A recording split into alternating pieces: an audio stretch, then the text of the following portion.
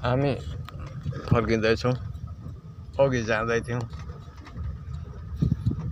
यो माथि योगको माथि अप्पर योग थाप्लैबाट चाहिँ यता प्रिङताम पसियो।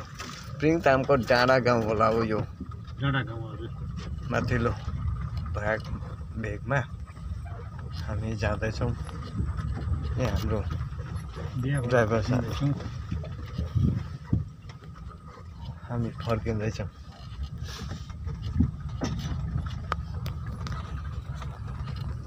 त्यस्तो मसिनो गाडी त हुन्छ हो है। हामीले त्यो पाउँदैन त्यस्तो मसिनो मन पर्दैछ मलाई। कालिम्पोङ बजार चाहिँ साह्रै राम्रो देख्दो रहेछ यहाँबाट। सिधा सिधी आम्ने सामने पर्दो रहेछ। कति लिटर दुध डल्ले खोर्सानी वरिपरि 2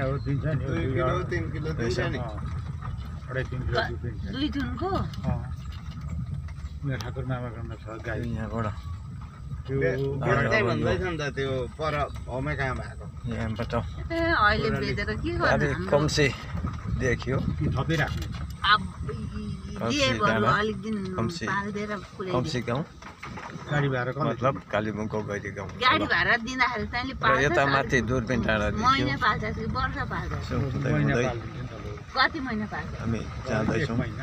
1 महिनाको लागि तर दुध भएको दिन घर फर्किँदैछौँ। दुध त छ नि अहिले। अब यस्तै छ हरियाली पहाड।